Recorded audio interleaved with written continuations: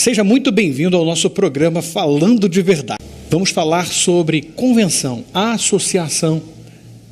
Qual é a relevância, qual a importância de se participar, de fazer parte de uma convenção? Você é um pastor. Silva Matos, eu sou um pastor, mas eu não me convenciono a convenção nenhuma, nem eu, nem a minha igreja. Isso é o que você está aí pensando. Será que realmente vale a pena estar sozinho? Vamos falar melhor dentro deste assunto daqui a pouquinho.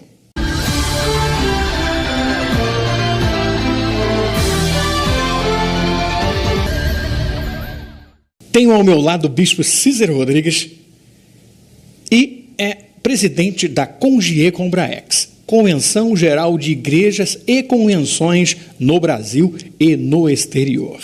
Bispo Cícero, minha primeira pergunta, eu tenho certeza que vai abençoar muitas pessoas, principalmente pastores, pastoras, líderes, pessoas para as quais Deus deu aí a bênção e a alegria de estar pastoreando, cuidando de pessoas, cuidando de ovelhas do nosso Deus. Por que surgiu a Congie Combraex? Pastor Silva Matos, eu louvo a Deus, agradeço a Deus pela grande oportunidade de trabalhar com uma associação de igrejas. Muita gente chama associação de igrejas. Temos um escritório onde atendemos nossos pastores, mas o objetivo principal, eu fui chamado para fundar, para ajudar a criar um conselho de pastores na Zona Oeste do Rio de Janeiro, trabalhando como secretário. E ali vi quantos pastores precisavam de se qualificar como administradores, pastores que ainda precisavam aprender a digitar uma ata, a elaborar um estatuto,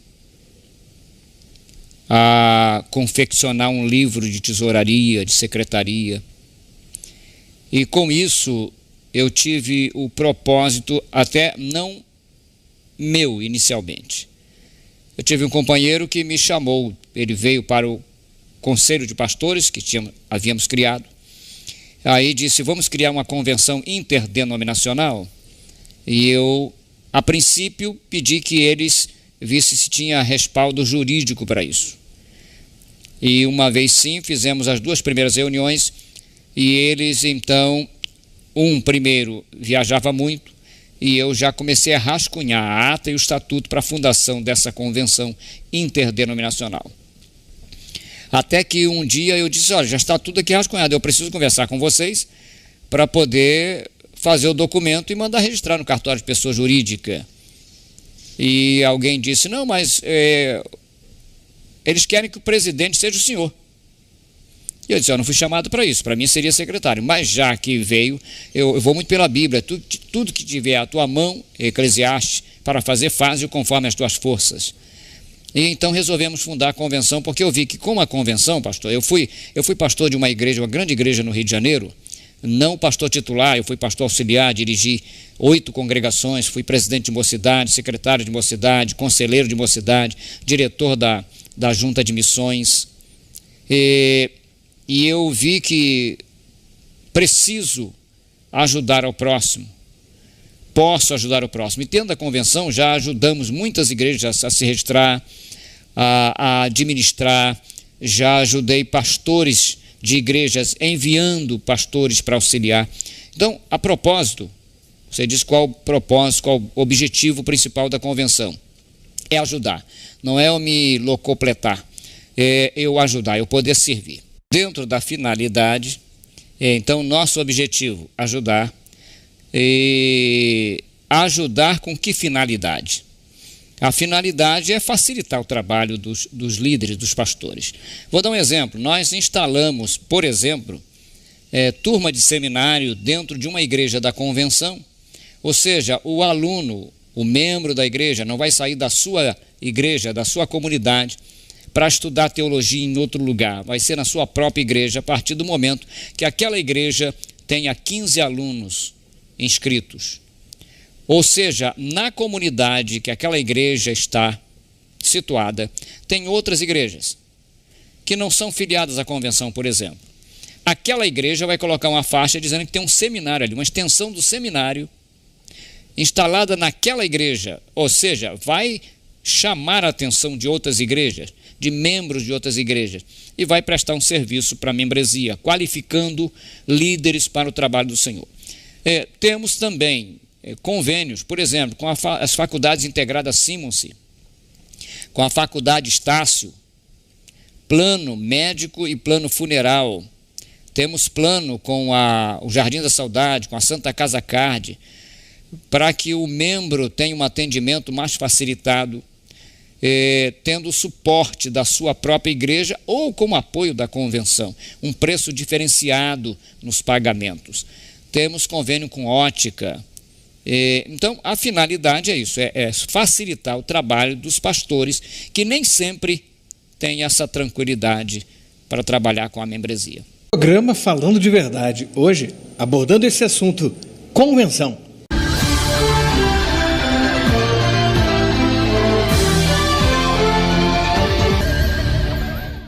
Bispo Cícero, alguém poderia perguntar: por que eu devo me convencionar? Eu devo me convencionar ou eu posso me abster disto? Da mesma forma que você fez a pergunta, por que me convencionar? Eu vou fazer uma pergunta para você que está me assistindo. E por que não se convencionar? Veja os prós e os contras de cada um. Eu vou te dar um exemplo de uma igreja lá em Iguaba. Eu acho que o pastor Silva Matos tem conhecimento disso, se lembra ainda. Um evangelista que dirigiu uma igreja lá em Iguaba precisou registrar a igreja. Como ele não era pastor, era evangelista, ele precisou, porque a delegacia da Receita lá em Iguaba disse para ele que ele precisava juntar um ofício de uma convenção, que ele fizesse parte desta convenção, registrada, já com CNPJ. E eu dei, e a igreja lá conseguiu se registrar. Ou seja, tirar o seu CNPJ. Já registramos, eu acho que uma de 12 a 15 igrejas. Eu mesmo, ajudando o pastor a elaborar uma ata de fundação, um estatuto, e indo ao cartório de pessoa jurídica. Se um contador for fazer isso, ele vai cobrar para ele, só para o serviço dele, um salário mínimo. Ele vai precisar ajudar um advogado que tem que dar um visto no estatuto e, de repente, um contador para baixar o DBE. Nós fazemos isso tudo pela convenção. Então, facilitamos até o registro daquela igreja. Uma igreja que não é registrada e quer se filiar à convenção, nós apoiamos com um ministério já afiliado à convenção para que aquela igreja seja reconhecida, possa ter o aval de outro ministério reconhecido para continuar fazendo o trabalho. Então, por que se filiar, por que se convencionar? Eu acho que um dos motivos é esse, é facilitar o trabalho em todos os sentidos, em todas as áreas. Posso filiar a pessoa física e a pessoa jurídica ao mesmo tempo, ou uma independente da outra? Quando você filia, por exemplo, a pessoa jurídica, a igreja, automaticamente o pastor e os membros poderão receber benefícios da convenção. Não precisa que todos os obreiros se filiem à convenção, o pastor e a igreja.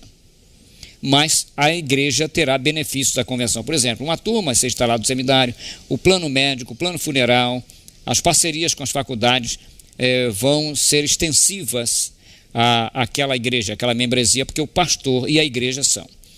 Quando é só o ministro, só o pastor, não, ele terá benefícios da convenção, mas aquela igreja não. Por exemplo, nós temos contador que presta serviço para as nossas igrejas, a contabilidade da igreja, imposto de renda da igreja, imposto de renda do pastor, a RAIS, cobrando um salário mínimo por ano. Hoje nós temos contadores cobrando meio salário mínimo por mês de cada igreja.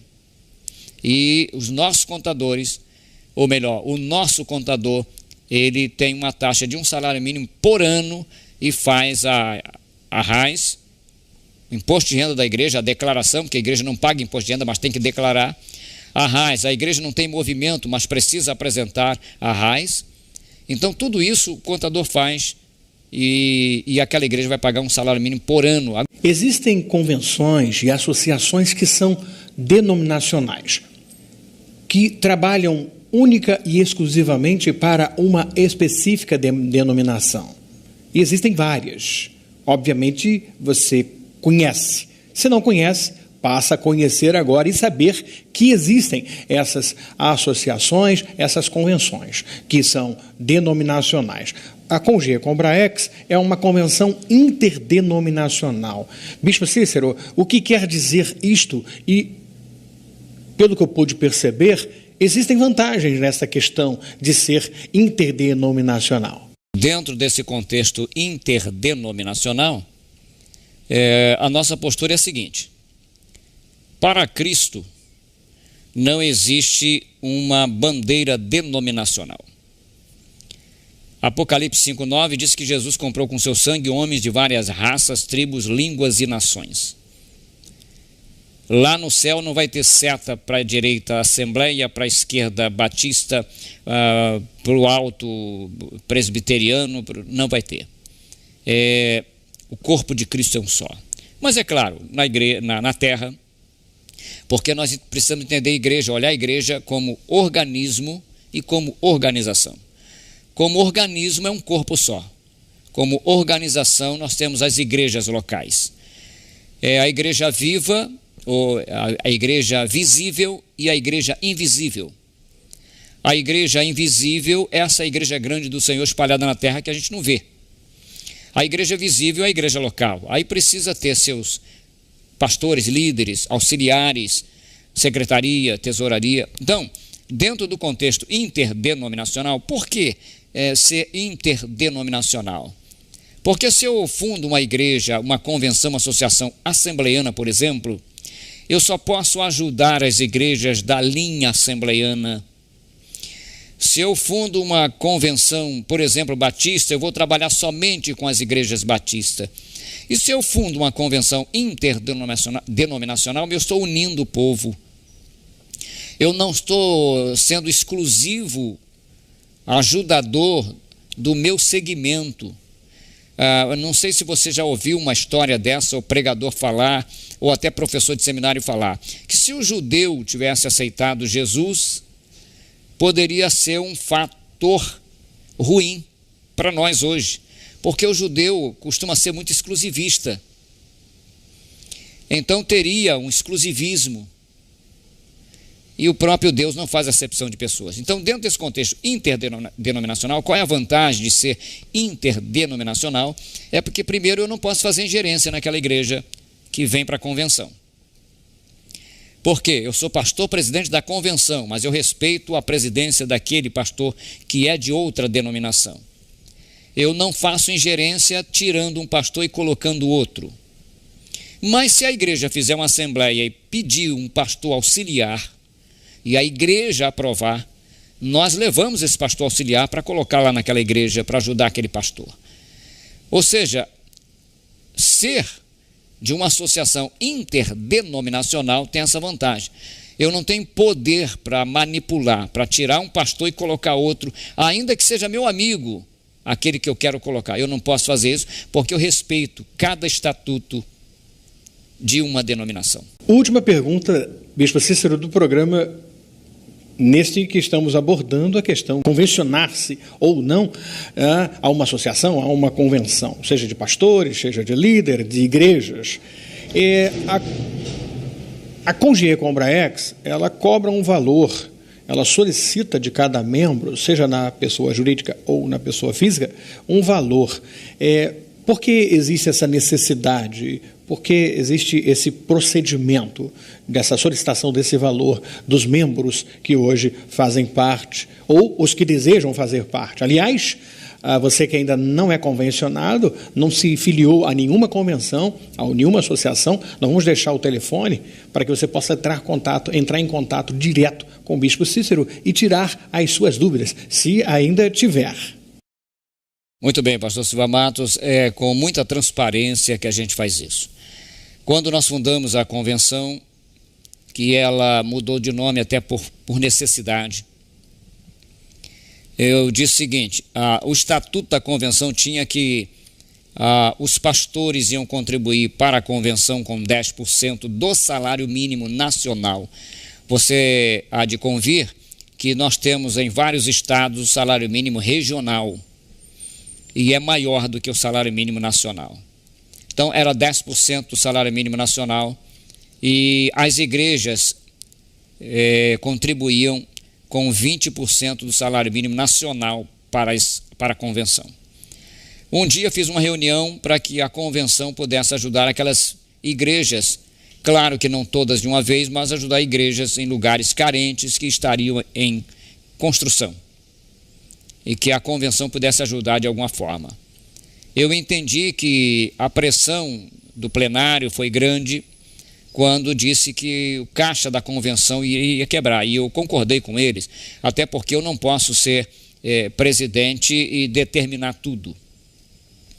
Naquela mesma reunião eu disse, então eu posso fazer algo, eu posso reduzir a taxa de contribuição, tanto da pessoa jurídica da igreja, como também da pessoa física, o pastor. E foi naquele dia que nós reduzimos, a igreja passou a contribuir com 10% do salário mínimo nacional para a convenção e os pastores com 5% do salário mínimo para a convenção. Mas note, sempre com cálculo em cima de um salário mínimo retroativo. Ou seja, a convenção hoje continua com uma taxa de 10% em cima do salário mínimo para as igrejas e 5% do salário mínimo para os pastores, para os presbíteros, para os evangelistas, com todos esses benefícios que eu já falei aqui anteriormente. E estamos trabalhando com o salário mínimo do ano anterior. Não é do salário mínimo atual, salário mínimo do período anterior. Agora, por que ter essa taxa? Nós alugamos uma sala, funcionamos como escritório, fazemos casamento, administramos a própria convenção, recebemos os pastores, tem um cafezinho para servir, tem uma água gelada para servir. Temos os cafés dos pastores, que o café é 0,800, um café suculento, um café de peso, todo terceiro sábado na nossa igreja. Então, pastor, o custo é praticamente para a própria manutenção. Vou aqui ser bem transparente. Existe no estatuto, existe a forma de nós termos uma ajuda de custo, mas eu só tiro a minha ajuda de custo depois que eu pago todas as despesas, apesar de ter um percentual específico. Mas dificilmente eu tiro o valor completo. Por quê? Porque primeiramente eu quero investir no que é necessário para depois então o que der vem para mim. Tenho estado na convenção há 18 anos, sempre que tem eleição dou espaço para apresentarem chapas. Pastor Silva Matos mesmo tem conhecimento que várias vezes diz, olha, tal dia vai ser eleição, daqui a 45 dias, daqui a 60 dias, montem suas chapas. Ninguém monta chapa. Pelo contrário, vejo que Deus está me conservando à frente da convenção, mas pela transparência. Digo sempre para eles, eu não sou presidente da convenção, eu estou presidente da convenção. E é com essa postura que nós vamos trabalhar. Então, taxa é pela necessidade, mas a menor possível, porque não queremos enriquecer pela presidência da convenção. Já é associado a alguma convenção? Ainda não é? Passe a conhecer, pode fazer contato com o Bispo Cícero Rodrigues e conversar com ele mais detalhadamente. E sem dúvida alguma, você será, como muitos outros já foram, abençoados pelo nosso Deus. Falando de verdade, um grande abraço.